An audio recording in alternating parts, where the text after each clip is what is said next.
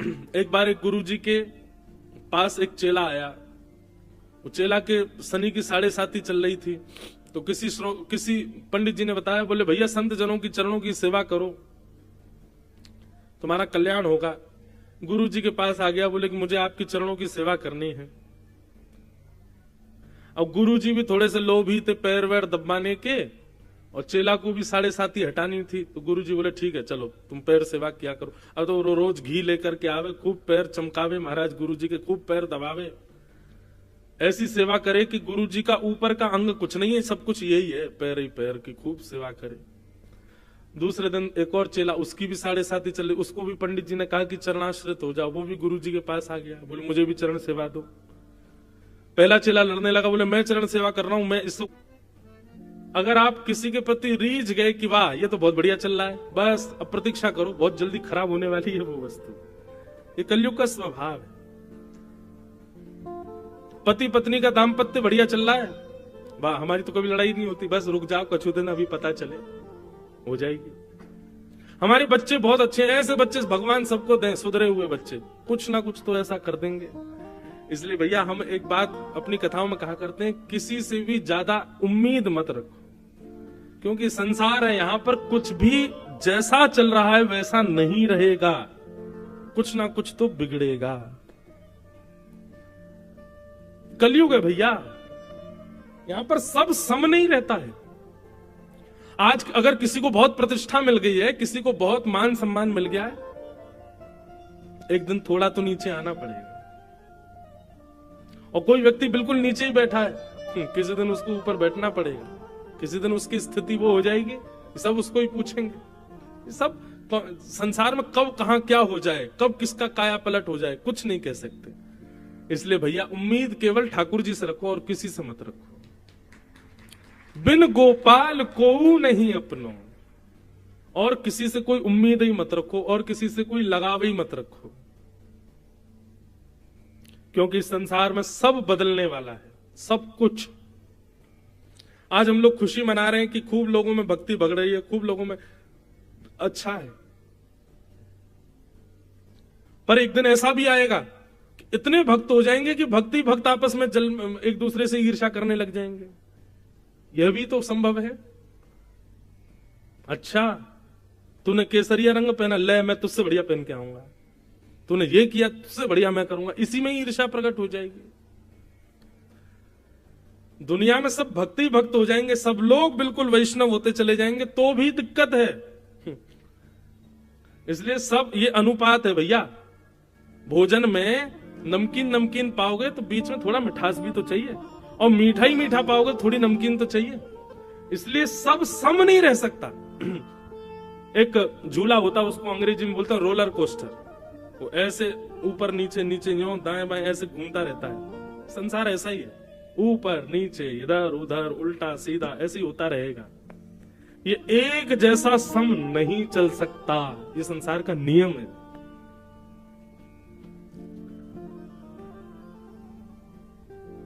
राजा परीक्षित के राज्यकाल का अगर आप लोग भाव सुन लेंगे ना, तो कहेंगे ऐसा राजा तो कोई हुआ ही नहीं होगा। कहते हैं कारागृहों में जंग लग गई थी परीक्षित के राज्यकाल में। क्यों?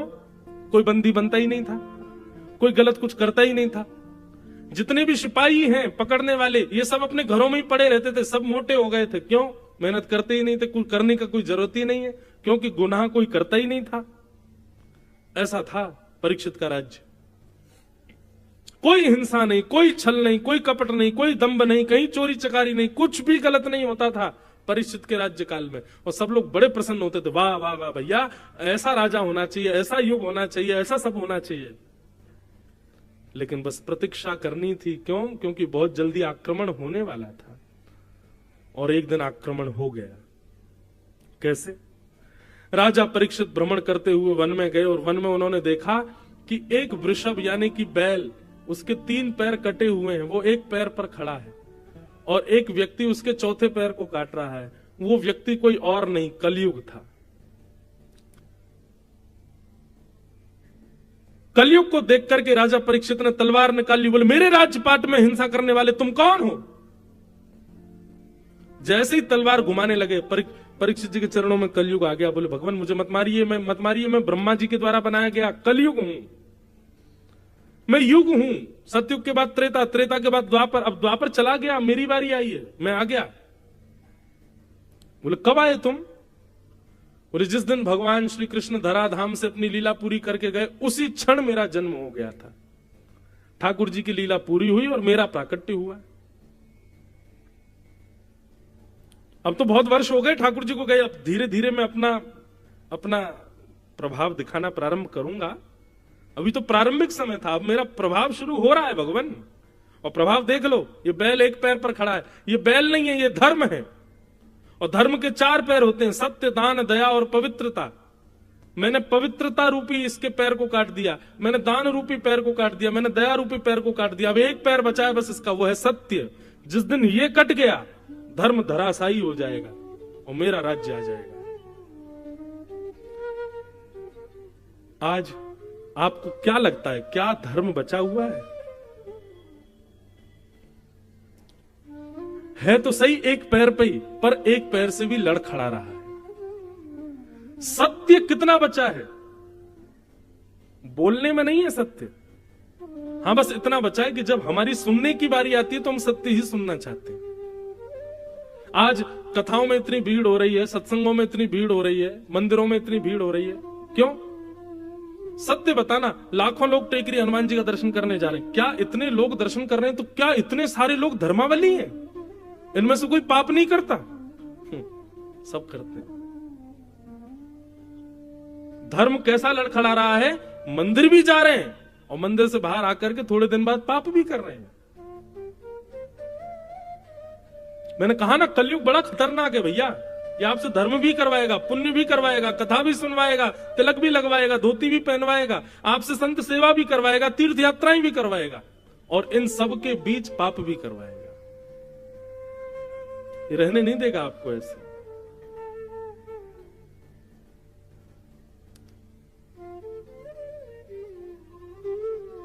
बस इसीलिए मैं बार बार कहता हूं, हम पे समय बहुत कम है। अभी समय है, कलयुग जैसे ही दूसरी करवट लेगा ना, तब तक बहुत देर हो जाएगी। और वो कभी भी ले सकता है, कल भी ले सकता है, परसों भी ले सकता है। इसलिए कोई समय का पता नहीं है भैया। जितना हो सके भगवत भजन करके जल्दी निपट लो, यहां से निकल लो। यहां ठीक नहीं है अब माहौल। अभी कथा भागवत आदि चल रही है, लेकिन ये ज्यादा समय तक नहीं चलेगी। मैं घोषणा कर रहा हूं मंच से, कुछ समय बाद ये सब नहीं हो पाएगा, भयावह समय आएगा और कथा, संत, महापुरुष, वैष्णवों को ही केंद्र बिंदु बनाया जाएगा, कुछ गलत किया जाएगा। भगवान करे उससे पहले हम तो चले जाएं, हम आप सब लोग निपट लें यहां से। बहुत भयावह समय आने वाला है भैया, कलयुग। तो मैं क्या निवेदन कर रहा था? सत्य के पैर काट रहा था कलयुग, धर्म का अंतिम पैर सत्य। परीक्षित जी महाराज चिंतित हो गए, बोले कि अरे कलयुग तुम आ गए? बोले जी निकलो अभी यहां से, तुम मेरा राज्य छोड़ करके जाओ, कहीं और जाकर के रहो, लेकिन मेरे राज्य में तुम नहीं रहोगे। बोले महाराज पृथ्वी के एक छत्र सम्राट हो आप, कहां जाऊं मैं? पूरी पृथ्वी के राजा हो और पूरी पृथ्वी पर मेरा आक्रमण। राजा परीक्षित बोले मैं जीने तो नहीं दूंगा तुमको यहां पर। बोले ये ब्रह्मा के द्वारा बनाया गया नियम है, आप इसको तोड़ नहीं सकते, आपको मुझे स्वीकार करना पड़ेगा। हाँ, आपकी इस वेदना को मैं थोड़ा सा इसका समाधान ये कर सकता हूं कि आप मुझे स्थान दे दीजिए कि ये तेरे स्थान है, तुझको यहीं रहना है। मैं आपको वचन देता हूं, उन स्थानों का मैं कभी त्याग नहीं करूंगा, मैं उन्हीं स्थानों में रहूंगा और आप खुद देखिएगा, ये संसार के लोग खुद मेरे पास आएंगे, आप मुझे स्थान दो। कल परीक्षित जी बोले मैं ऐसे स्थान दूंगा कि कोई जाएगा ही नहीं तुम्हारे पास। बोले देख के दे लीजिए, जितने बुरे से बुरा स्थान दे सको दे दीजिए, लेकिन मैं भी वचन दे रहा हूं, ये कलयुग है महाराज, मेरा युग है, आदमी स्वयं मेरे पास आएगा। और 5 स्थान दिए कलयुग को। आज भी बंधुओं, और कलयुग के अंत तक भी कलयुग केवल 5 ही स्थानों पर रहेगा, लेकिन प्रभाव वो सब पर करेगा। और ये 5 स्थान कौन कौन से? द्यूतम, पानम, स्त्रिय, सूना, यत्रा धर्मश्चतुर्विध, पुनश्च याचमानाय जात रूप मदात प्रभु। तो 5 स्थान। सबसे पहले कलयुग का स्थान क्या है? जुआ।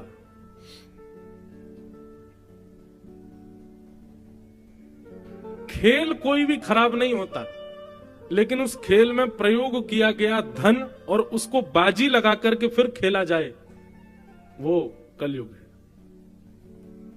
इसलिए कभी भी धन की बाजी लगा करके कोई खेल मत खेलो।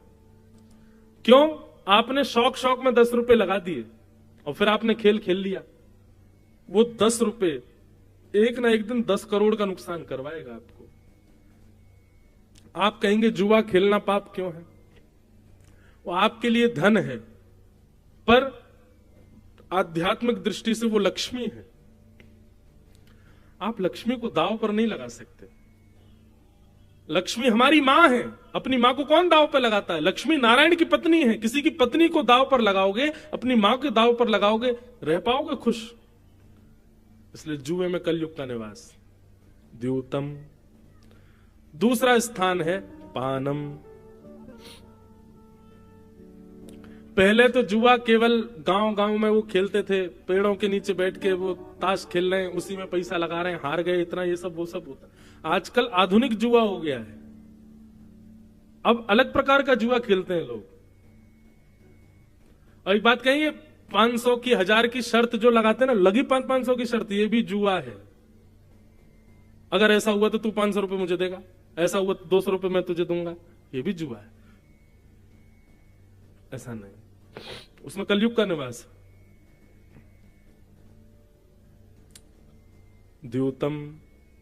उसके बाद आता है पानम। अच्छा, एक और बात सुनिए, ऐसा कभी कभी होता है कि हम शर्त लगा लेते हैं, अच्छा लगी 500 की शर्त, बोले हाँ लगी, और फिर वो काम हो गया, लेकिन फिर ना आपने बस इतना कहते देखा हार गया, निकाल 500।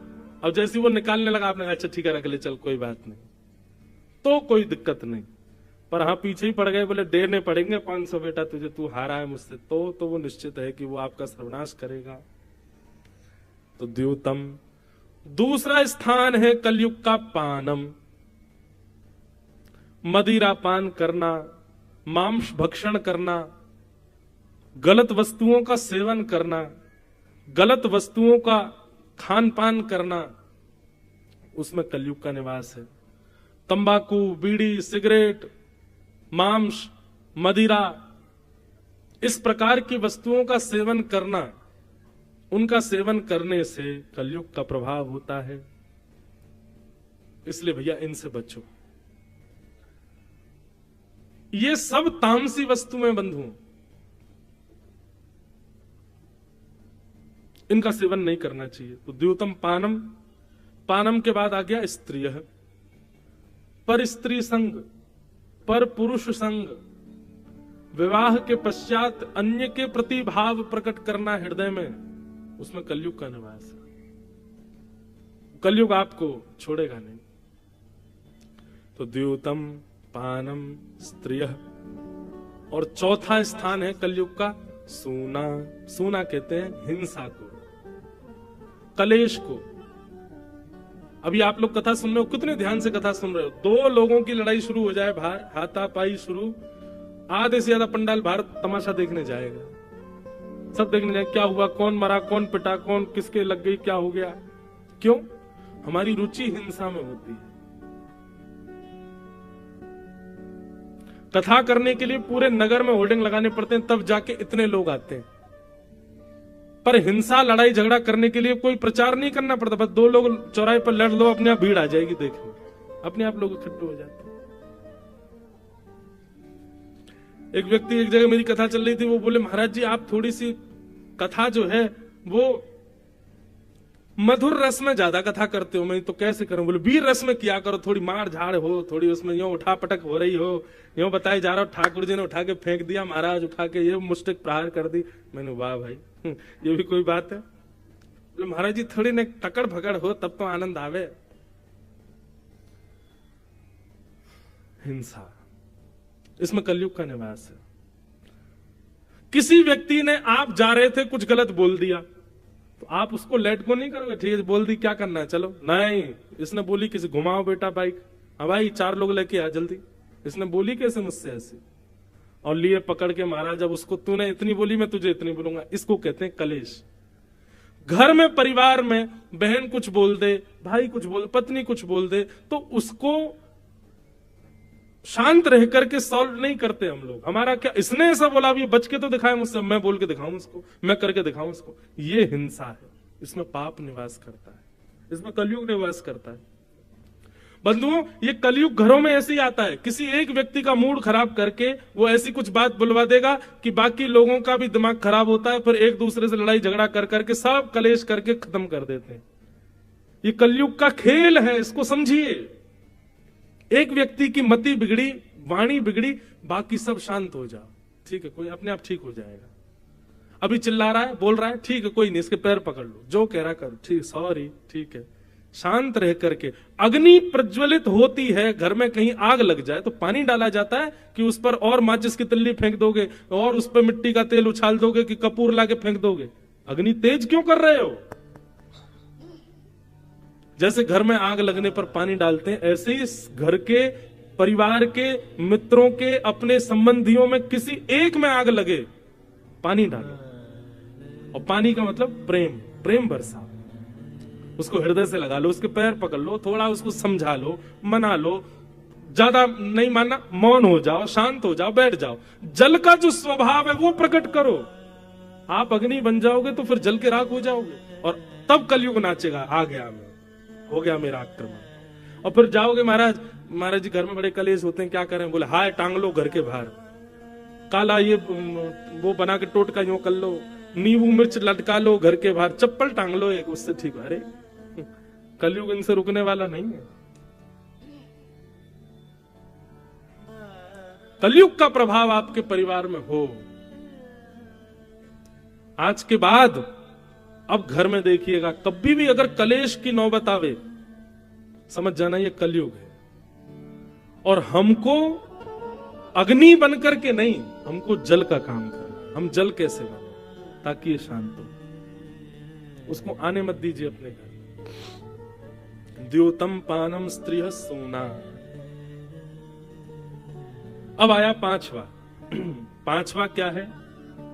बिना मेहनत के कमाया गया धन, बिना परिश्रम के कमाया गया धन, घर बैठे बैठे कमाया गया धन, उसमें कलयुग का निवास। सोचिए, जहां बुद्धि ना लगती हो, जहां शारीरिक श्रम ना होता हो, जहां पर आपका दिन घर के बाहर व्यतीत ना होता हो, ऐसे जब आप धन कमाते हैं तो वो आपके हृदय को विकृत करता है, आपकी बुद्धि को विकृत करता है। बीच में एक टाइम आया था, वर्क फ्रॉम होम कर रहे थे सब लोग, घर से काम कर रहे थे, घर से पढ़ाई कर रहे थे, बच्चों के स्कूल बनते तो घर से ही पढ़ रहे थे। सही बताना, क्या हो रहा था वर्क फ्रॉम होम? क्या पढ़ाई हो रही थी बच्चों की घर पे? कुछ नहीं हो रहा था। जब तक आप पारिश्रमिक नहीं बनोगे, जब तक थोड़ा श्रम अपने तन से, बुद्धि से नहीं करोगे और उसके बदले धन नहीं कमाओगे, तब तक वो धन अशुद्ध है।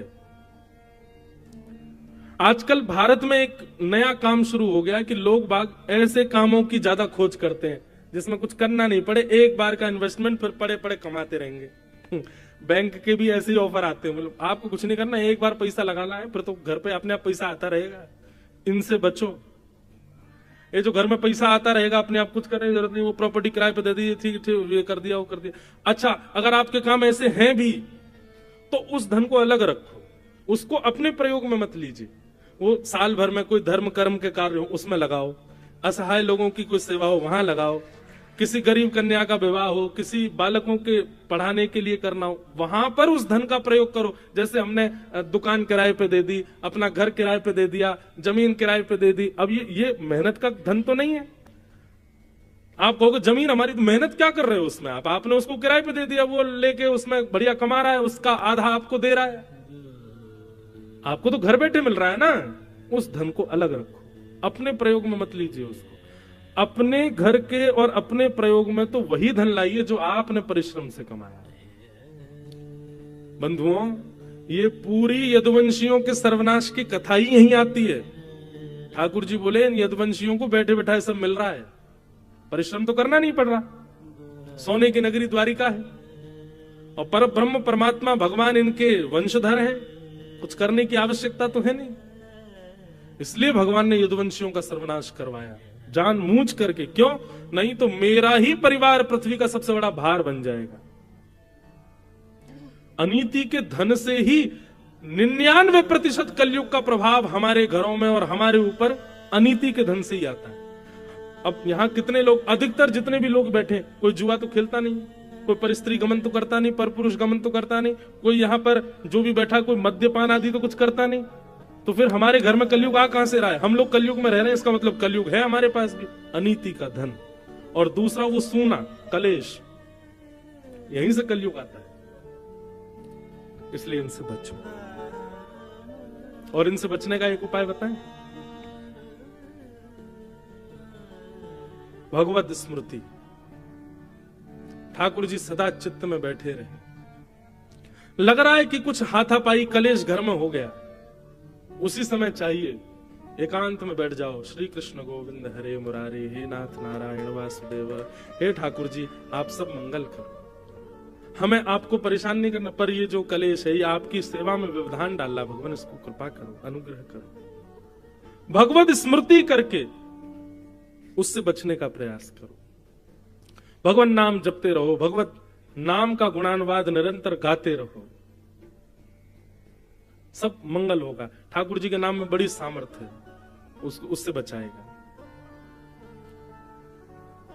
तो ये 5 स्थान है कलयुग के, इनसे बचने का प्रयास करो और हरि नाम रूपी कवच पहन करके रखो, हरि नाम रूपी वैक्सीनेशन लगाते रहो, ताकि इसका असर आपको ना हो कलयुग का। ऐसा करो। कलयुग को 5 स्थान दे दिए, 5 स्थान देकर के राजा परीक्षित स्वयं भटक गए। घर आकर के तिजोरी खोल करके देखी, उसमें बढ़िया एक मुकुट रखा था जरासंध का, वो निकाल करके जैसे ही अपने मस्तिष्क पर धारण किया, अनीति का धन सिर में आते ही कलयुग प्रवेश कर गया।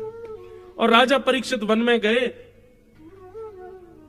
वन में भ्रमण करते करते प्यास लगी तो शमिक मुनि के आश्रम जाकर के जल मांगा। शमिक ऋषि ध्यान में बैठे थे, ध्यान में बैठे होने के कारण वो जल नहीं पिला पाए। तो राजा परीक्षित को ये नहीं लगा कि ये ध्यान में बैठे, उनको लगा अरे बताओ देखो पाखंडी बाबा, इसके सामने मैं जल मांग रहा हूं और ये ध्यान में बैठा है। मरा हुआ सर्प उठा करके उनके गले में डाल दिया। कलयुग का सबसे पहला प्रभाव क्या होता है बंधुओं? कलयुग का सबसे पहला प्रभाव यहीं से प्रारंभ होता है कि जो धर्मात्मा है उनको देख करके हीन भावना आने लग जाए। जो तिलक लगाते हैं, शिखा रखते हैं, धोती पहनते हैं, मंदिर जाते हैं, कथा सुनते हैं, ऐसे धर्मात्मा लोगों को देख करके उनके प्रति हीन भावना और उनके प्रति मजाक की भावना, उनको देख के हंसी आना और ये क्या पागलपना करते रहते हो, ऐसी बातें मन में उत्पन्न होना, ये कलयुग का प्रथम प्रभाव है। धार्मिक लोगों को उपेक्षित दृष्टि से देखना, ये धर्म का प्रभाव, ये कलयुग का प्रभाव है। राजा परीक्षित बोले अरे ये हमारे सामने नाटक करते हैं, पाखंड करते हैं संत होने का, गले में मरा हुआ सर्प डाल दिया। शमिक ऋषि के गले में मरा हुआ सर्प देख कुछ बालकों ने जाके शमिक के पुत्र को बता दिया, श्रृंगी को, कि तुम्हारे पिता गले में मरा हुआ सर्प पड़ा है, राजा परीक्षित ने डाला है। श्रृंगी ने हाथ में जल लेकर के श्राप दे दिया, मैं राजा परीक्षित को श्राप देता हूं, मेरे पिता का अपमान किया, आज के 7वें दिन उनको तक्षक सर्प डस देगा, उनकी मृत्यु हो जाएगी। राजा परीक्षित लौट करके अपने राजभवन आए, जैसे ही मुकुट उतारा सोचने लगे आज मैंने क्या किया, एक ध्यानस्थ बैठे हुए संत के गले में मरा हुआ सर्प डाल दिया मैंने, ये मैं कैसे कर सकता हूं, ये मेरा स्वरूप तो नहीं था, ये मेरा स्वभाव तो नहीं था। कभी बंधुओं जेल में जो कैद होते हैं ना, कैदी, उनसे पूछो कि यार तुमने ऐसा क्यों किया, तो वो यही कहेगा पता नहीं उस समय मेरी मति कैसे घूम गई, मैं कभी सोच भी नहीं सकता था कि मैं ऐसा करूंगा, पर पता नहीं मेरी बुद्धि को उस समय क्या हो गया। ये बुद्धि विकृत ही तो कलयुग करता है। कभी कभी आप क्रोध नहीं करते, लेकिन अचानक आपको क्रोध आया, आपने कुछ बहुत गलत बोल दिया, बाद में आपको फिर रिग्रेट, पता नहीं कैसे निकल गया मेरे मुख से ऐसा, मुझे गलती हो गई, क्षमा करो। ये जो प्रभाव बीच बीच में दिखते हैं ना, यही कलयुग है। कभी दूसरे के ऊपर आपको, आपके अंदर ईर्ष्या नहीं आती, लेकिन अचानक आ जाए, समझ जाना कलयुग है। कभी पर स्त्री पर पुरुष को देख करके कभी भाव नहीं आया, लेकिन अचानक आ गया, कलयुग। और जब जब ये प्रभाव का दर्शन हो बंधुओं, बस उस समय नेत्र बंद कर लेना, त्रिभंग ललित श्याम सुंदर को याद कर लेना। कली आया भी होगा तो उनके आते ही चला जाएगा, भाग जाएगा वहां से, ठाकुर जी आ गए, अब मेरा स्थान नहीं है यहाँ पे। राजा परीक्षित सोचने लगे, मैंने क्या कर दिया, बहुत बड़ा अपराध कर दिया मैंने तो। तभी शमीक ऋषि के आश्रम से एक गौरमुख नाम के शिष्य आए और आकर के बोले, राजा परीक्षित, आपने जो आज किया है ना, उसका आपको परिणाम भोगना पड़ेगा। आज के ठीक 7वें दिन तक्षक सर्प के दंशन से आपकी मृत्यु हो जाएगी। राजा परीक्षित को जैसी ये बात पता चली, नेत्र बंद हो गए राजा के, प्रणाम किया, अपने पुत्र को बुलाया, जन्मेजय इधर आओ। जन्मेजय जैसे ही पास आया, स्वयं राज सिंहासन से उठ करके जन्मेजय को बैठा करके तुरंत अपना मुकुट उतार करके उसके सिर पर, एक क्षण भी विलंब नहीं किया राजा परीक्षित ने। महामंत्री, सेनापति सब देखते रह गए, ये क्या कर रहे हैं राजा परीक्षित। अपनी पत्नी से बोले, देवी मैं संसार का सबसे भाग्यशाली आदमी हूं। पत्नी कहने लगी, 7 दिन में मरने वाले व्यक्ति जिसको श्राप लगा है, वो अपने आप को भाग्यशाली कैसे कह सकता है। बोले, मैं भाग्यशाली इसलिए हूं, ब्राह्मण के मुख से निकला हुआ वाक्य जनार्दन का वाक्य माना जाता है। शास्त्र आज्ञा करते हैं, ब्रह्म वाक्यम जनार्दनम।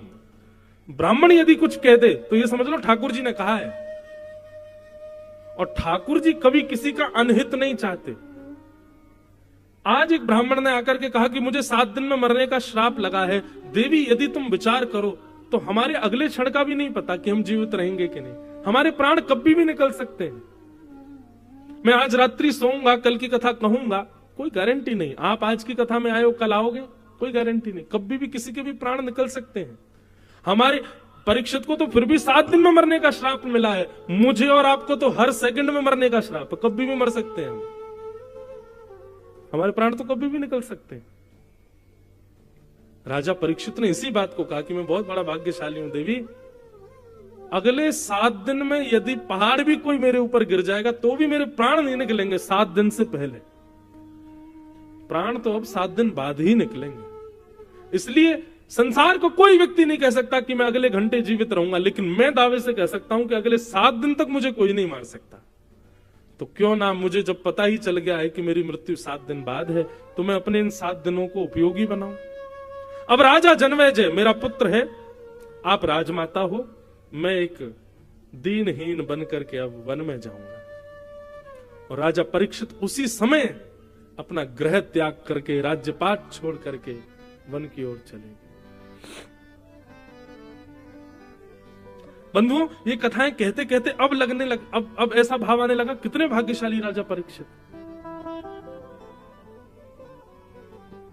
लेकिन भैया वही बात है, हम आप सब लोग राजा परीक्षित जैसे नहीं हो सकते। हमको अगर ज्योतिषी बता दे, भैया अगले 7 दिन में तुम्हारी मृत्यु है, तो कहो तो 7 सेकंड में ही नहीं हमको अटैक आ जाए, बोलो मर जाएंगे, जाके पत्नी को सीधे हृदय से लगा लेगा, अरे देवी अब 7 ही दिन बच्चे में क्षमा कर देना, बच्चों को तुमको जो चाहिए खा लो भैया, वहां पैसा रखा उसको व्यवस्थित। हम इतने ज्यादा मतलब निकृष्ट हैं, इतने संसारी हैं, हमको अगर पता चल जाए कि हमारे पास इतना समय बचा है और इतनी देर में हमारी मृत्यु है, निश्चित है हम भजन नहीं स्वीकार करेंगे। सुन, बगल वाले अंकल है, उन पर 5 लाख रुपए मैंने दे रखे हैं उनको, 1 महीना से उनसे ले लियो, वहां पे इतनी प्रॉपर्टी अपनी, उस पर ध्यान धर लियो, इतना पैसा बैंक अकाउंट में ले, सब 7 दिन के अंदर मैनेजर बैंक के सबसे मिलकर साइन वाइन बदलवा देंगे, सब बेटा तू संभाल, अब सब तेरा ही तो है, तुझे ही तो करना है। हम तब भी संसार को ही याद करेंगे। लेकिन राजा परीक्षित वन में चले गए और वन में जाकर के गंगा के तट पर जाकर के बैठ गए। अनंत ऋषि वहां बैठ करके भजन कर रहे थे।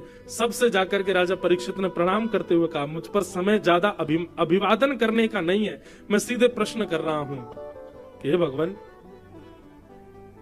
जिस व्यक्ति के जीवन के बहुत कम दिन बचे हों, केवल 7 ही दिन बचे हों, उसको मुक्ति कैसे मिलेगी? मुझे क्या करना चाहिए कि मुझे मुक्ति मिल जाए?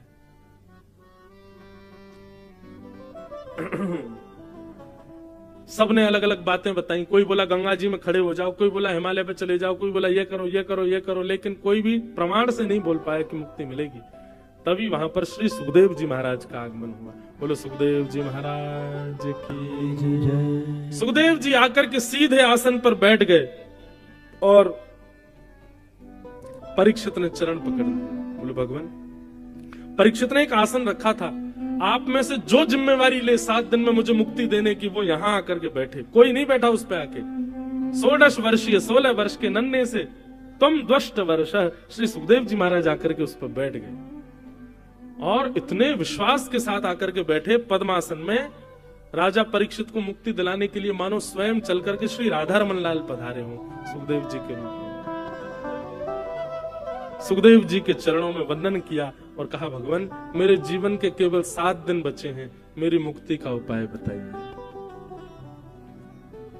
अब यहां से सुखदेव जी महाराज कहना प्रारंभ कर रहे हैं और परीक्षित चरणों में विनती कर रहे हैं, तेरी शरण में आके मैं धन्य हो गया, तेरी शरण में आके सब लोग करताल बजा के हो गया। बंधुओं, हम सब भी परीक्षित हैं, हम भी सुखदेव जी से प्रार्थना कर रहे हैं, हे सुखाचार्य जी, इतने अल्प आयु में भगवत प्राप्ति का साधन आप ही हमको बता सकते हैं। हे भागवत जी, आप ही हमको आज्ञा करिए कि हम कैसे भगवत प्राप्ति करें। बंधुओं, आज 4 दिन हो गए कथा को, 4 दिन की कथा और शेष बची है। सब लोग भागवत जी से प्रार्थना करो, हे भागवत जी, हम बड़े भाग्यशाली हैं कि आप चल के हमारे नगर में पधारी, आप आकर के ये सुंदर ज्ञान हमको प्रवाहित कर रही हैं, जिससे हमारा जीवन सुखद आनंद में बनेगा। इसलिए सब लोग करताल बजा करके भागवत जी से प्रार्थना करते हुए गाओ, तेरी शरण में आके मैं धन्य हो गया, तेरी शरण में आके मैं धन्य हो गया। जन्मों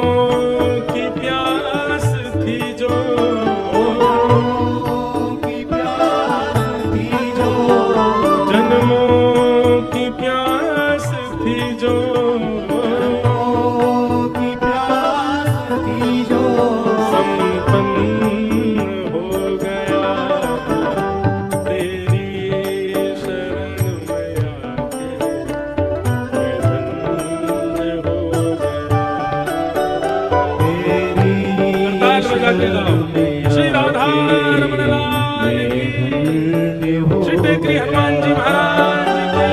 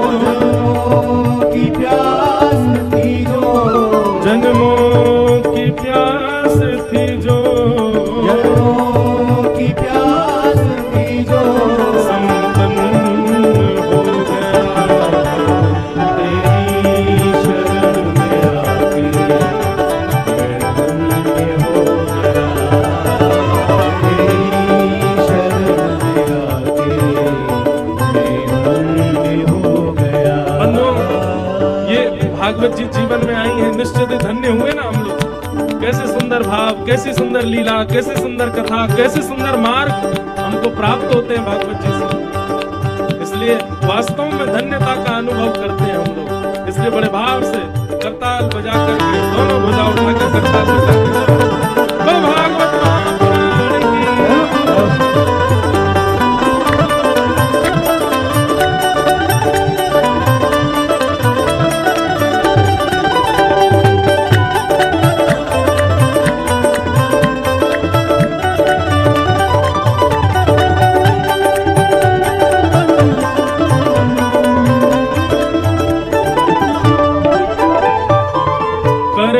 कभी न दूर प्रभु चरणों से आप हो। करना कभी न दूर प्रभु चरणों से आप। करना कभी न दूर प्रभु चरणों से आप हो। करना कभी न दूर प्रभु चरणों से आप। करना कभी न दूर प्रभु चरणों से आप हो।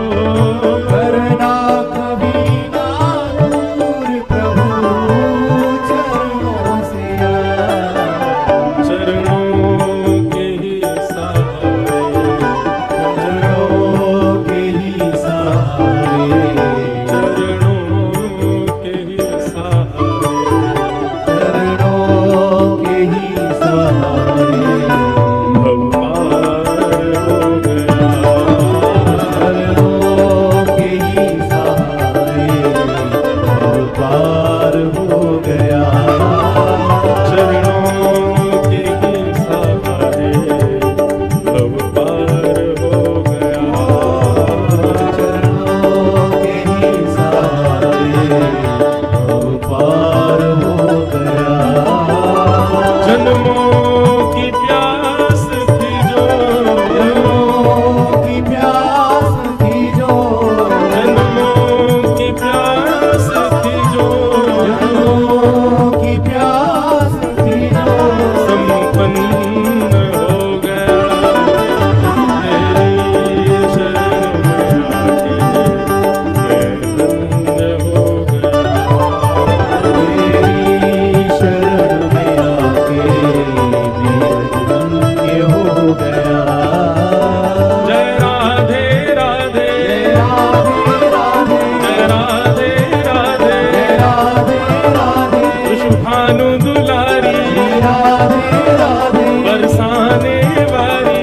राधे राधे, जय राधे राधे, राधे राधे, राधे राधे, राधे राधे, जय राधे राधे राधे, राधे राधे राधे, जय राधे राधे, राधे राधे, राधे राधे, राधे राधे, जय राधे राधे, राधे राधे, राधे राधे राधे, राधे राधे राधे, राधे राधे, राधे राधे, सब भाव से गाओ, राधे राधे, सब प्रेम से गाओ, राधे राधे, सब हिल मिल गाओ, राधे राधे, बरसाने वाली। राधे राधे, जय राधे राधे, जय राधे राधे, राधे राधे, जय राधे राधे, राधे राधे,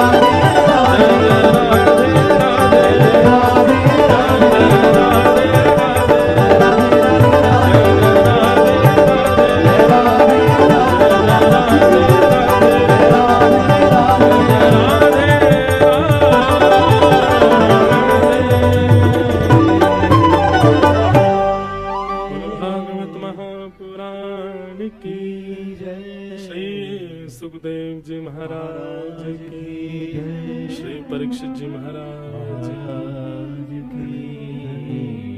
बंधुओं, जीवन में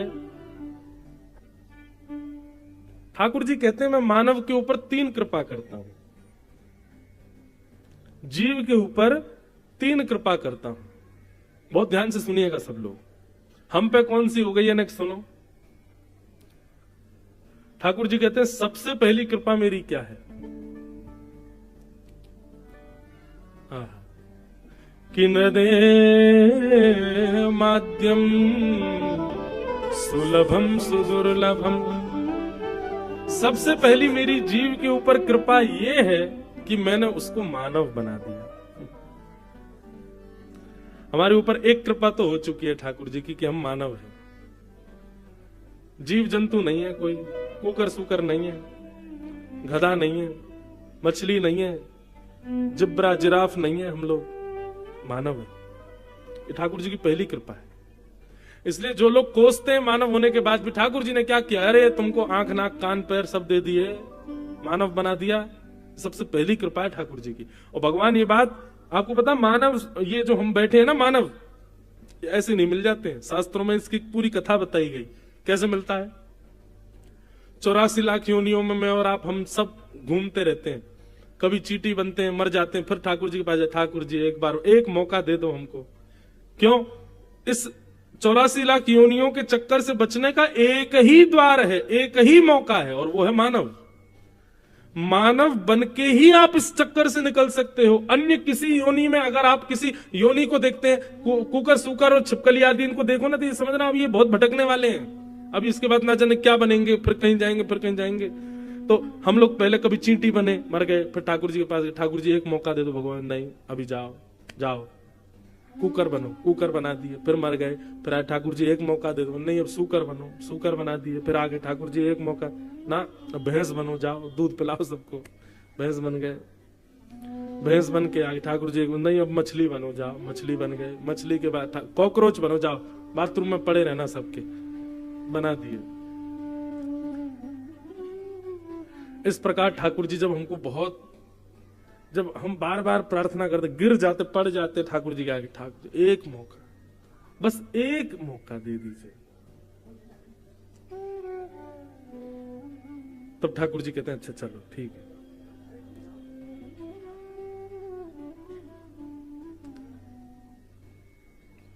ठीक है हम देखते हैं, आप लोग सब इधर देखो। क्या बता रहा था मैं? हाँ, तो फिर ठाकुर जी से हम कहते हैं ठाकुर जी एक मौका दे दो। मानव शरीर मौका है, इसका नाम ही मौका, निकलने का मौका यहां से। तो ठाकुर जी क्या करते हैं, अच्छा तुम बहुत रो रहे हो, बहुत तुम 33 लाख योनि 84 लाख योनियों में भटक लिए, चलो अब तुमको हमें कृपा करते हैं। तब भगवान 5 लोगों को बुलाते हैं। ये 5 लोग कौन है? बोल पंच तत्व, पृथ्वी जल अग्नि वायु आकाश। इन 5 तत्वों को बुला करके ठाकुर जी कहते हैं भैया इसको एक मानव देह देना है, लोन पे, लोन पे देना है इसको, ऋण ऋण। तब ये 5 तत्व हमसे सौदा करते हैं, पृथ्वी जल अग्नि वायु आकाश, ठीक है हम तुमको ऋण दे रहे हैं। वर्ष पहले ही निश्चित हो जाता है, 70 वर्ष के लिए आ रहे हैं, 80 वर्ष के लिए आ रहे हैं, कितने वर्ष के लिए आ रहे हैं, फिर उसमें भी कुछ टर्म्स होते हैं, इतना अगर तुमने ये गलत किया तो इतने दिन में तुम्हारी छुट्टी हो जाएगी, बढ़िया रहे तो ऐसा चलेगा, ऐसा रहे, सब पहले ही बात हो जाती है। कुल मिला के हमारी उनसे बात होती है कि वे 5 हमको लोन देंगे, और लोन में उन 5 के मिश्रण से शरीर मिलता है। लेकिन लोन चुकाना कैसे? शरीर कहते हैं कि भाई जब तुम्हारा जीवन पूरा होगा तो हम 5 अपने पंच तत्व लेने आएंगे।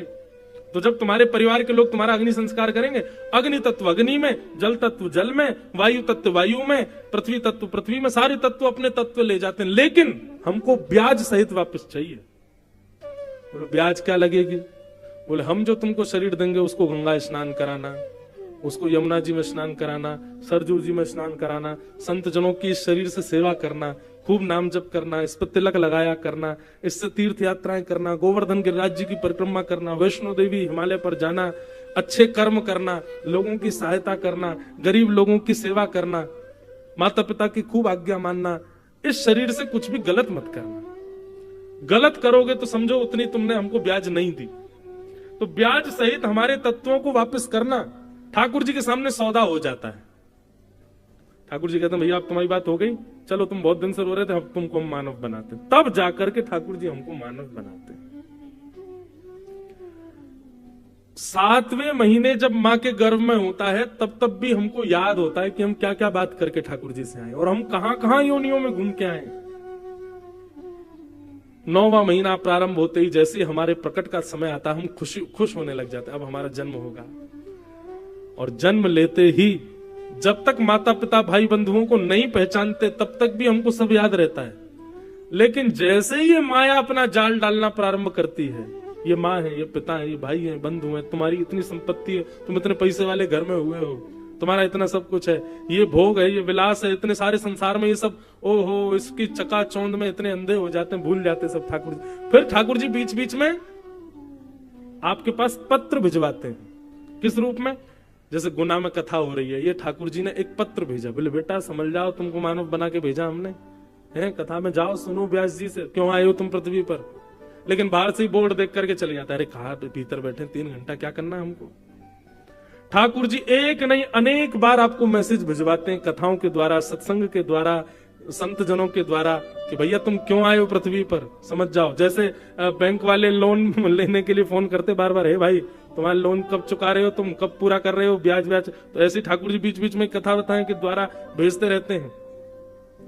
तब भी नहीं मानता वो व्यक्ति, और दूषित क्रिया करते हुए जैसे ही प्राण त्यागता है, तब पंच तत्व उसके सामने खड़े हो जाते हैं और कहते हैं, भाई तुमने हमारी पंच तत्व तो वापस किए, लेकिन तुमने तो और अपवित्र करके वापस किया, इससे खूब मदिरा पान करी तुमने, हैं? तुमने परिस्त्री संग किया, इतने दूषित काम किए, लोगों के पैसा मारे, छल किया, कपट किया, दंभ किया, लोभ किया। तब ये पंच तत्व भगवान से शिकायत करते हैं कि इसको ठाकुर जी ऐसी यातना देना, ऐसी यातना देना कि जीवन भर याद रखे। भगवान कहते हैं यातना देना हमारा काम नहीं, सौदा हमने कराया, अब जाओ, यमराज हैं, आदि हैं, इनसे जिससे तुमको यातना दिलवानी हो। तो पंच तत्व गले में फांसी लिए घूमे रहते हैं, हमको सब जगह भगवाते हैं, इतने साल नरक में रहेंगे, इतने साल वहां जाएंगे, ये करेंगे। इस तरीके से हमारा जीवन चलता है। तो भैया भगवान की सबसे बड़ी कृपा क्या है कि हम मानव हैं, और उसमें भी उससे बड़ी कृपा क्या है कि हम ठीक ठाक हैं, आंखें हैं, नाक है, जीभ है, कान है, हाथ है, पैर है, कोई शिकायत करने को लिए नहीं है कि भाई हम पे ये कमी है। ठीक है, कमी हो भी तो ठाकुर जी उतना लोन कम कर देंगे, सब कुछ है। ये भगवान की पहली कृपा। दूसरी कृपा क्या है कि न देह माध्यम सुलभम सुदुर्लभम। फिर भगवान कहते हैं मैं दूसरी कृपा क्या करता हूं, बोले प्लवम सुकल्पम गुरु कर्ण धारम। बोले मैं उसको बार बार गुरुजन उसके जीवन में भेजता हूं, अगर ठुकरा दे तो वो उसकी इच्छा, लेकिन किसी एक को स्वीकार करके अपना गुरु बना ले तो समझना ये मैंने उस पर दूसरी कृपा की। क्यों? मानव तो बना दिया, अब मानव बनने के बाद सद्मार्ग दिखाने वाले गुरु भी मैंने उसको दे दिए। ये मेरी दूसरी कृपा है। और मेरी तीसरी कृपा क्या है, बोले मयानुकूले नभस्वतेरितम। तीसरी कृपा भगवान बता रहे हैं कि उसके हृदय में भक्ति प्रकट हो जाए और वो अपनी अनुकूलता से रहना बंद कर दे, मेरी अनुकूलता से रहने लग जाए। जो मैंने गीता में बताया, जो मैंने रामायण में बताया, जो भागवत में, महाभारत में मेरे उपदेश हैं, उन उपदेशों को सुन करके मेरी अनुकूलताओं से अपना जीवन निर्वहन करने लग जाए। भगवान कहते हैं तीसरी कृपा है मेरी उसके ऊपर। ये 3 कृपा ठाकुर जी करते हैं। तो पहली कृपा तो साक्षात है कि हम सब मानव हैं, तो पहली कृपा तो हम पे हो चुकी है। अब ये 2 कृपाएं हम करवाना चाहते हैं कि नहीं, ये हम देख लें जीवन में। गुरु मैं फिर कहूंगा बंधु, गुरु का मतलब दीक्षा लेना नहीं होता, दिशा लेना होता है।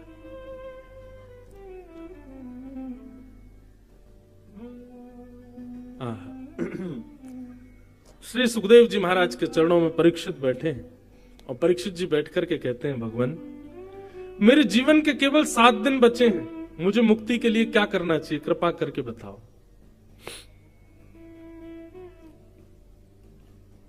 सुखदेव जी महाराज 1 मिनट के लिए मौन रहते हैं और 1 मिनट विचार करके सीधे बोलना प्रारंभ करते हैं। और यहां से सुखदेव जी की वाणी प्रारंभ होती है कि वरीयानेशते प्रश्न कृतो लोक हितम नृप आत्मवीत सम्मतः पुंसा श्रोतव्यादिषु यत्पर। बहुत सुंदर बात। कभी कभी इतना आनंद आता है हमको कथा के प्रथम द्वितीय स्कंद में, मन करता है इससे आगे बढ़े ही नहीं, इतनी बढ़िया चर्चा है, इसी को करते रहे। इस बार एक सौभाग्य हमको प्राप्त हो रहा है, 7 दिन 8 दिन की कथाएं, तो फिर अभी आज तक तो देखो कथा आराम से, कल से भागेगी कथा, कल से जल्दी कृष्ण जन्म करना है, फिर गोवर्धन पूजा करना, तो कथा थोड़ी शॉर्ट हो जाती। पर इस बार हमको एक सौभाग्य मिल रहा है, 10 अप्रैल से 11 अप्रैल से 10 मई तक 1 महीना की भागवत कथा है नासिक महाराष्ट्र में। 1 महीना 30 दिन, और वो 30 दिन की कथा होगी महाराज नासिक में, इतना आनंद आएगा। हम तो बस प्रतीक्षा कर रहे हैं वो कथा प्रारंभ हो, फिर एक एक विषय, एक एक भाव। अब यहाँ पर मुक्ति का वर्णन करते हैं श्री सुखदेव जी। मैंने आज तक कथा में नहीं सुनाई होगी। 2 प्रकार की मुक्ति, सद्यो मुक्ति, क्रम मुक्ति। अब वो मुक्तियां कैसी कैसी होती हैं उसका पूरा वर्णन श्री सुखदेव जी आगे करेंगे। फिर उसके बाद में परीक्षित कहेंगे कि नहीं भगवान अब मुझे मुक्ति नहीं चाहिए, फिर सुखदेव जी मंगलाचरण करेंगे, उनके मंगलाचरण इतना सुंदर। अब ये सब कथा 7 दिन के क्रम में हम कह ही नहीं पाते, इतना इतना सुंदर क्रम है।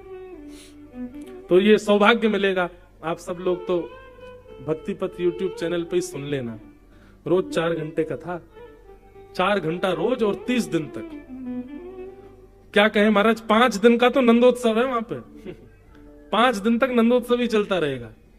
रोज सुबेरे कथा प्रारंभी, नंद घरानंद भयो जय कन्हैया, यहीं से ही प्रारंभ होगा। और फिर उसमें और विस्तृत भाव कि नंदोत्सव कैसा मन रहा है, और ब्रज में क्या हो रहा है, ब्रजवासी सब क्या कर रहे हैं, उसका हर दिन अलग अलग भाव आएगा। 3 दिन की गोवर्धन लीला, 3 दिन तक ठाकुर जी के गोवर्धन उत्सव का ही वर्णन। 2 दिन तक रुक्मणी विवाह, भीष्म पितामह की स्तुति तो लगभग 6 दिन की है वहां पे। ऐसे पूरा क्रम बनेगा, इतने दिन ये, इतने दिन ये, इतने दिन ये। बहुत आनंद आएगा, विस्तार से कथा होगी। श्री सुखदेव जी कहते हैं, परीक्षित आप कह रहे हैं 7 दिन में मरने वाली की मुक्ति का उपाय क्या है? देखिए, मैं जो अपनी मति से समझ पाया, श्री सुखदेव जी कहते हैं, परीक्षित ये प्रश्न तुमने अपने लिए नहीं किया। कृतो लोक हितम नृप, कैसे कह सकते हैं? अरे मरने का श्राप परीक्षित को लगा तो परीक्षित ही पूछेगा ना, लेकिन नहीं, सुखदेव जी की बुद्धि देखिए। सुखदेव जी कहते हैं, परीक्षित ये प्रश्न तुमने अपने लिए नहीं किया। क्यों? मुक्ति की कामना परीक्षित नहीं मांग सकता? बोले नहीं मांग सकता। क्यों? बोले वो ऑलरेडी मुक्त है, क्योंकि ये ऐसा बालक है जिसने अपने जन्म लेने से पहले ही अपनी मां के गर्भ में भगवान का दर्शन किया है। ठाकुर जी ने उत्तरा के गर्भ में प्रवेश करके परीक्षित की रक्षा की है। बोले इसका मतलब भगवत दर्शन इसको प्राप्त हो चुका है, मुक्ति तो इसको मिल ही जानी है। पहला कारण कि मुक्ति के लिए परीक्षित अपने लिए प्रश्न नहीं कर रहा है, क्योंकि उसने भगवत दर्शन कर चुका है वो। दूसरा कारण कि परीक्षित ने अभी अभी एक बात कही, येषाम संस्मरणात् पुंसाम सद्यः शुद्ध्यन्ति वै गृहा किम पुनर्दर्शन स्पर्श पाद शौचासनादिभिः। परीक्षित, तुम इस बात को भली भांति जानते हो कि इतने सारे संत तुम्हारे सामने बैठे हैं। बंधुओं, जैसे इतनी भीड़ में आप श्रोता बैठे हैं, परीक्षित को जब मरने का श्राप लगा तो सोचो इतने संत उनके सामने बैठे थे। और परीक्षित, तुम इस बात को भली भांति जानते हो कि इतने संतों के बीच में तुम कुछ नहीं भी करो, केवल 7 दिन बैठे रहोगे तो भी तुमको मुक्ति मिल जाएगी। संतों के दर्शन से मुक्ति मिलती है। तो एक तो तुमने भगवत दर्शन किया है, दूसरे इतने सारे संत तुम्हारे सामने बैठे हैं, और तीसरा, परीक्षित यदि तक्षक सर्प से तुमको डसवाना ही था तो श्रृंगी 7 दिन का समय नहीं देता। वो सीधा बोलता कि अभी इसी वक्त तक्षक सर्प डस देगा और राजा परीक्षित की मृत्यु हो जाएगी। उसने 7 ही दिन क्यों दिए तुमको? मुक्ति पाने के लिए, और जो तुम मुक्ति मांग रहे हो ना, इस मुक्ति को पाने के लिए 7 जन्म, 7 साल, 7 मिनट, 7 सेकंड की भी आवश्यकता नहीं है। मुक्ति के लिए कितना समय चाहिए? बोले 1 क्षण। सुखदेव जी कहते हैं, किसी व्यक्ति ने जीवन भर पाप किया हो, जीवन भर दूषित काम किए हो, जीवन भर गलत काम किए हो, और ऐसे व्यक्ति के प्राण निकलने वाले हो, शरीर पूरा ठंडा पड़ गया हो, बस अंतिम श्वास नाक से निकलने वाली है, प्राण निकलने वाले हैं और उसी समय उसके कान में कोई कह दे हरिश शरणम, तो उसके जीवन भर के सारे पाप समाप्त, तो उसको मुक्ति मिल जाएगी।